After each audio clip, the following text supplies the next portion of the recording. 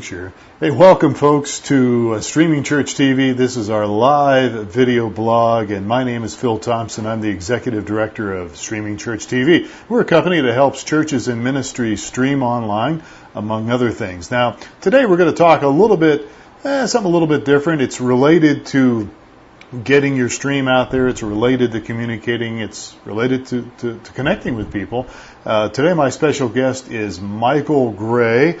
Michael, great to have you here. Great to be here with you, Phil. Michael is a pastor here at Alive Church, and a lot of my resources come from Alive Church because, well, we're in Tucson, Arizona, they're in Tucson, Arizona, and they're doing a lot of cool things here at this church. So you can always check out Alive at alivechurch.com, although we're always open to talking to some other people in the future. So let us know if you've got some things to share. So, Michael, today I want to talk to you a little bit about social media because you're one of the pastors here at Alive Church, but you also are somebody who has your own company called Social Media Assist. And you, for a number of years now, pretty much from the beginning, have been involved in helping people and churches, ministries, and businesses use social media to help their brand, to help their product, to get the word out, to get the message out. So social media has been out there now for a while, but where does one start with? Let's back everything up and say, okay, I'm a church, I'm involved in ministry, I'm a pastor, I'm a volunteer at my church. Mm-hmm. Where do I start by using social media, and what do I start with? Because there's so many things out there. There's Facebook, there's Twitter, there's a ton of them out there. So where would you advise somebody to start when it comes to using social media? I would probably advise most people to start on Facebook, just because, again, you're approaching 1 billion users, and the audience is so vast. The potential of connecting with more people quicker is on Facebook. Probably secondary would be Twitter, just because a lot of folks who are technical, younger, advanced, early adopters you'll find on Twitter. But fast coming as well as Google Plus now, another big player in the game who is quickly coming along and playing a major role in social media, especially when it comes to getting content on your website found. Yeah, because Google, obviously, known for their search engines, but they have tied in a lot of the Google Plus stuff with you being discovered in Google search. Yes. They've somehow, I'm not sure how what's the word, ethical? I don't know if I want to get into this, but it seems to me interesting that if you're on Google Plus, it seems like people can find you easier when they do a Google search. Right, so, right. I don't know. So as you're putting out content, you need to make sure you're pushing through a Google Plus channel, because there's a higher likelihood that your content's going to get found on Google Plus. Okay, so let's back up now a little bit. All right, so you mentioned Facebook's a good place to start. So, there's only a couple hundred people on Facebook these days. Yeah. I'm being facetious. Well, there's like 900 billion people on Facebook. You to start in with your own Facebook page, or should you get should your church get some kind of a page? Right. In most cases, I would suggest having a branded Facebook page that is the name of your church. But one of the key things that I see is it's very tough for churches to get traction and connect with people on Facebook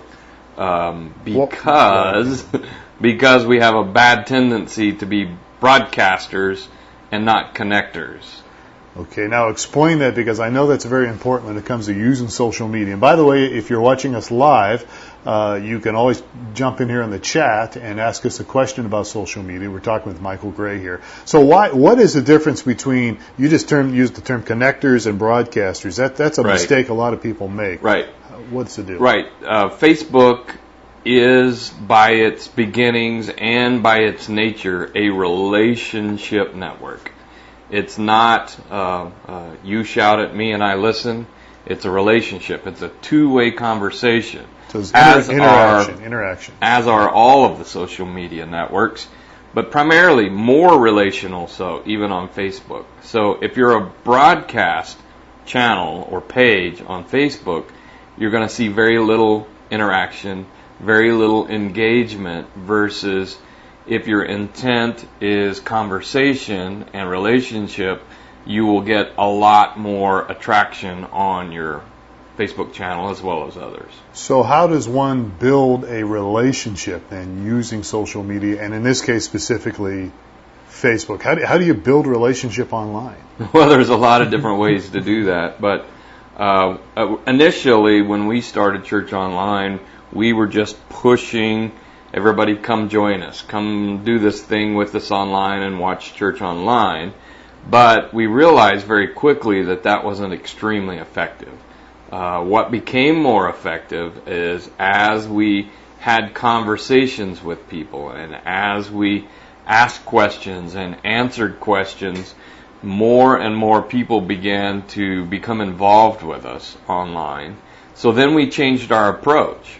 Then we began to discover that if we put out content that was more diverse and a variety of content and versus come see us, we began to engage a larger audience, a much larger audience, by putting out content that wasn't so necessarily typical church content. What you typically see on a church Facebook page is a verse of the day and come join our event. Right. A verse of the day and come to church. Well, people are living their lives on Facebook, so what else do they care about? They care about their kids. They care about their finances. They care about paying their bills. They're normal human beings who care about the same things in most cases that we care about. Yeah. So we have conversations and ask questions about those things that people will get involved in, and in return start a conversation. Okay, so it's really relevant to a person's life. It's not just pushing doctrine or pushing scriptures across. Right. In fact, it probably shouldn't be. No, I would say that that may be a piece, but in most cases, I typically will take a piece of paper even and break it into 6 components, and that's one of the 6 components of the content that you would push out of your channels. The other 5, then, you've got to discover what it is that your targeted audience most cares about. Maybe for you, Phil, it's cats.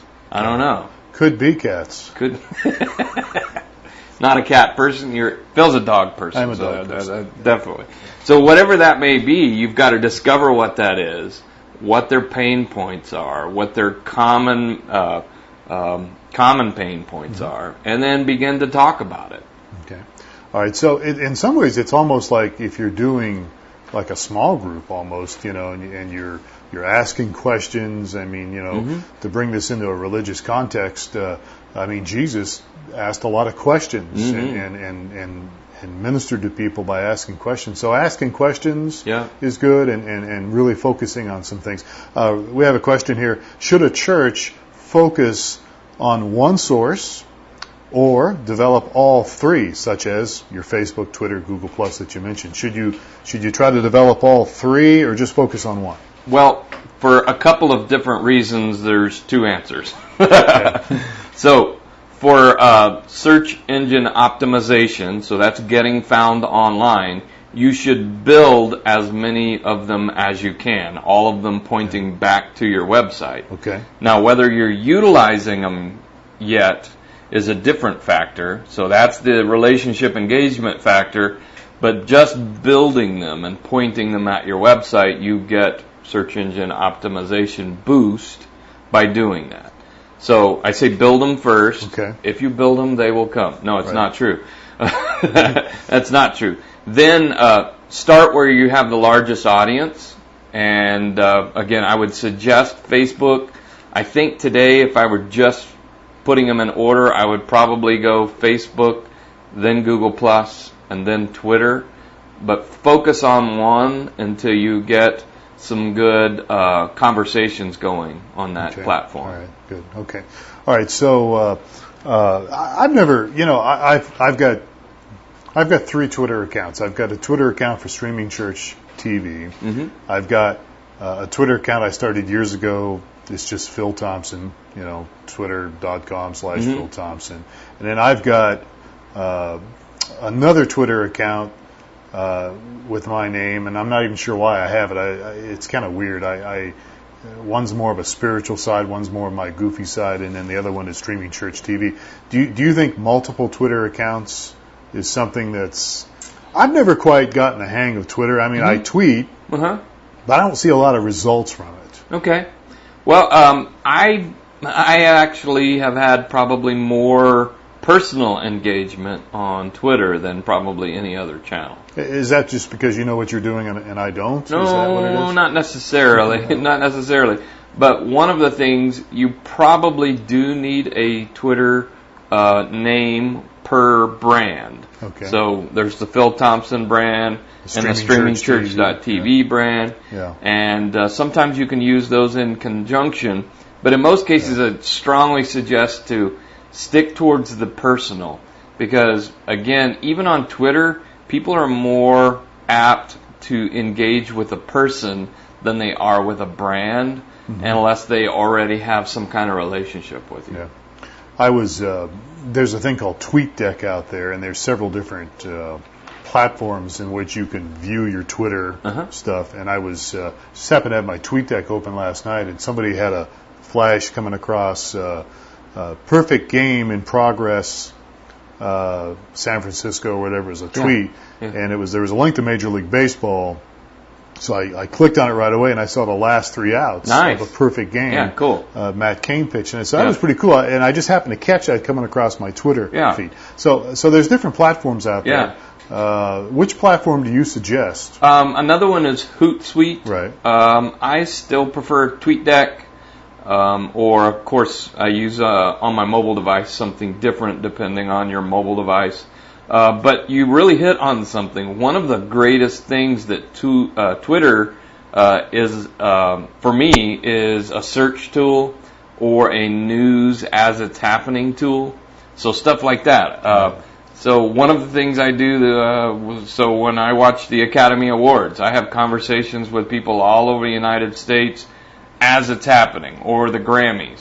So you're getting information, you're sharing opinions, you're having conversation about common interests while it's happening, or the other thing is news. News as it happens. Right, things happening in the Middle East and in Syria, and a lot of people using Twitter for that. Anymore, I go to Twitter if a crisis happens, because you get more accurate on-the-ground news before you'll get it from anywhere else. That's interesting.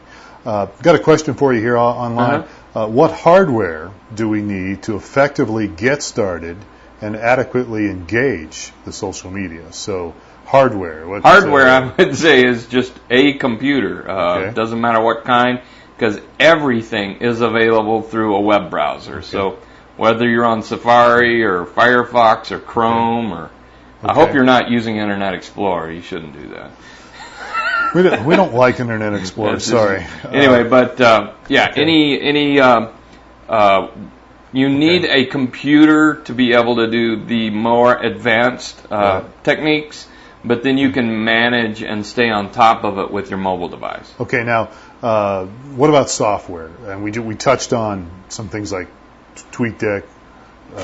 You know what? I'm a big fan of free. There are numerous free softwares out there that you can utilize. TweetDeck, if you want to manage and monitor all your channels, it does a pretty good job of that. Yeah, because with TweetDeck, it's free, right? And you can monitor your Facebook page. Yep. And your Twitter account and your LinkedIn, which I'm starting to use more of, which is another one we should talk about here. Sure. So something simple like TweetDeck, or there was another one too besides that. What was the other one that was out? Too bad. Maybe it's Hootsuite. Probably Hootsuite is the second biggest one. Maybe that's the one I was messing with. Okay. So all right. So you're recapping here a little bit, Michael. Talking with Michael Gray, who's actually a pastor at alivechurch.com, but has his own company called Social Network Assist, and you can find him on online by going to socialnetworkassist.com. Yeah.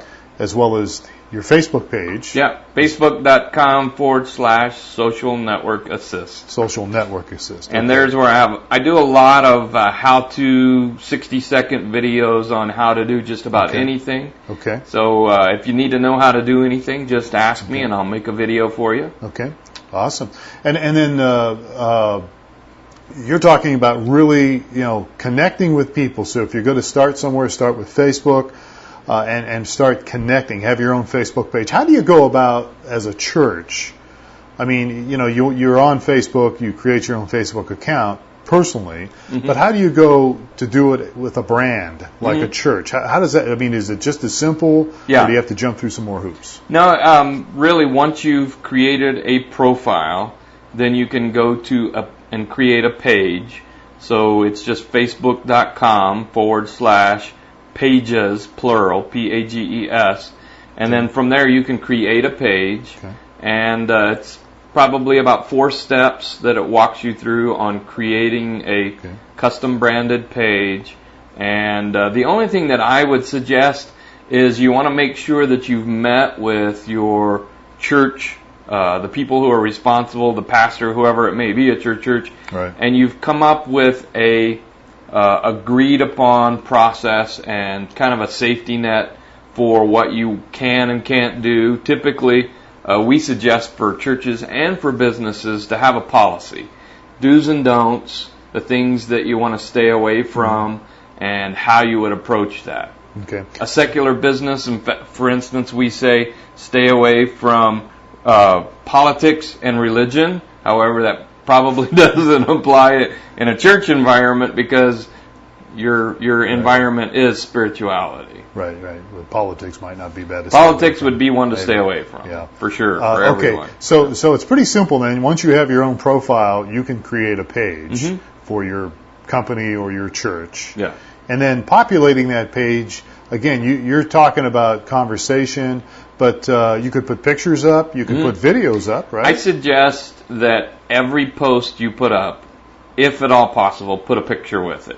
Okay. You'll double your interactivity on a post by having a picture with it. Okay. So even when you're just asking a simple question, find an image that represents that question.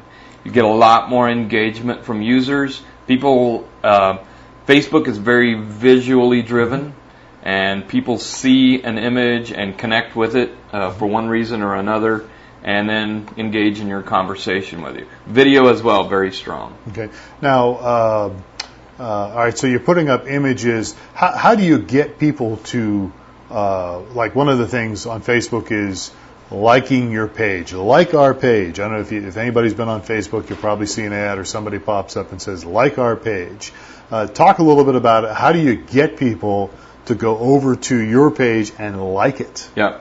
So there's a variety of ways. Within a Facebook page for a company or church or business, you can, as the admin, you can invite all of your friends to like that page. So that's one way. All right, so bug your friends. Yeah, bug your friends. Like okay. You can also add other administrators that you would trust to post on the page, and then they can invite their friends. And then as of a week ago now, you have the ability to add people at different levels. So you could add people who could come in and invite people, but maybe couldn't change anything on the page. Oh, wow. So you have a lot of new controls that just came out. Okay. So levels of administration that you can add people for. And then the other thing is you add them so that they can't remove you as the administrator if you make them mad. But anyway, so that's a new tool. And then another way that's built into every page is if you have a email contact list, you can upload that email contact list in a CSV, and it will send an invite to everybody that's on that list. Okay. If they're already on Facebook, it'll just ask them to like the page. If they're not on Facebook, it'll suggest that they join Facebook and then like the page. Okay. All right. So multiple administrators, another good reason to have a policy so that you don't have people posting wild stuff, stuff that just doesn't fit with you. You want somebody to appropriately represent the brand, so you have an agreed upon what you will and won't put on the Right. page. And in this case, the brand is going to be your local church. Absolutely. If we're talking about that. Yeah. Okay, cool. All right, so that's cool. So, so posting pictures, conversational topics, video. What about other links? Posting links to other people's Absolutely. stuff? Valuable content. One of the most useful things, even more so on Twitter than maybe on Facebook, but people like valuable, useful things. So say there's a coupon running in a local store and you share that out and all of your friends like that. Again, it's a valuable thing for a church or a brand to do, Right. is to share valuable links that people care about. I like to get a deal on just about anything, Sure. and so does most other folks, so it's another great way. Valuable new information, so there's breaking news, different things that are happening in your community. I think community is always one of the topics that I think every church should be involved with. Again, within the context of what you have agreed upon, you will and won't post, but what's happening in your community. Special events in the community that you guys would like to put out before everybody, and again, get involved in the community on your Facebook channel. And I've noticed now you primarily oversee Alive Church's Facebook page. It's facebook.com/AliveChurchTucson. And I've noticed that you will post other people's blogs from other churches on there as well. Sure, absolutely. I mean, we don't have all of the brilliant content. No, we don't. When it comes to, but if somebody writes a great blog article that I think somebody would want to read, I share it. Right. Because, and again, people do want to read. If I'm interested or you're interested, somebody else will be. Yeah. So it's not about us, and that's something again we need to go back to that you said at the beginning as your phone buzzes. It's not really when you're using Twitter or Facebook or whatever. It's not really about you so much, absolutely, as it is about helping connect with people. So yeah. So sharing cool stuff. Yep. Absolutely. The rule of thumb, again, the experts in social media industry typically have agreed upon a 10-to-1 ratio. So you're going to talk about others 10 times for every one time you're going to talk about yourself. That's hard for people to do. It's very hard to do. It's hard for me to do.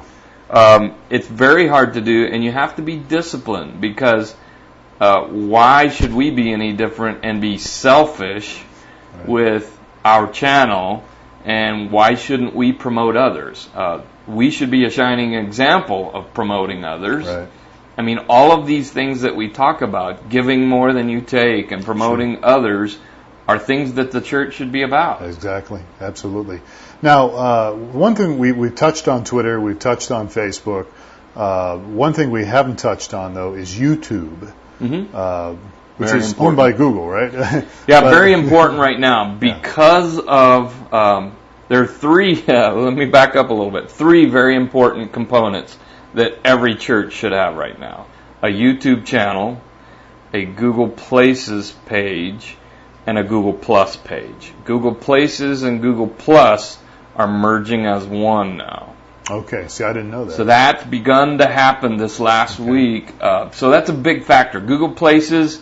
So when I take out my mobile device and I'm looking for a church in the area, what it's going to bring up for me is Google Places. So it's map-driven locations. You want to be listed there because many people search on their mobile device or tablet to find your church. Also, then we talked about Google Plus, and then YouTube, because it's not used as much. And again, because it's a Google property, it's very highly searchable. The first 30 seconds of every video is crawled by Google, and they pull the words out of those first 30 seconds of that video, and then they put it in context of search on the web. So if you did a video and you said, "Hi, I'm Phil Thompson from StreamingChurch.tv," that would be indexed on Google search because it's in the first 30 seconds of that video. That's amazing. Yeah, it is. And I thought YouTube was only for white guitar players that sit that are trying to get found. basement. Yeah, no. It's for everyone, everywhere. There are anything that you can do in writing, you can do in video, and I suggest to do so. Create many videos because everybody consumes content in a different way. Right. You may like video, I may like written content, and somebody else may like pictures, so we mix it up. Yeah, that's good. And video stuff, that's a whole nother subject, and we're running out of time here. But if you're going to do a video, I started doing some video blogging 2 or 3 years ago, maybe a little longer now. And my first few video blogs are terrible. The lighting's bad. I look terrible. I look washed out. So there's a lot of things which we could probably talk about some other time about how to shoot a decent video. Yeah, absolutely. Because it is, and it doesn't take a lot. It just takes lighting.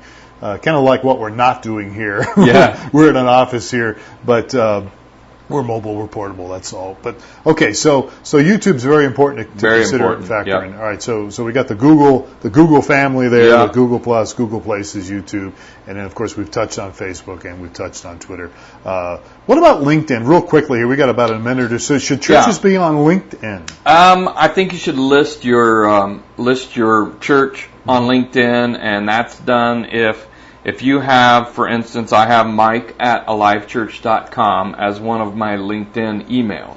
Okay. Because I have that, I'm able to create a business persona on LinkedIn that can be searched. It's very searchable in Google search. Okay. So it will show up. But LinkedIn is more of a business to business. So you have to use it differently than the others. It's not about personal relationship.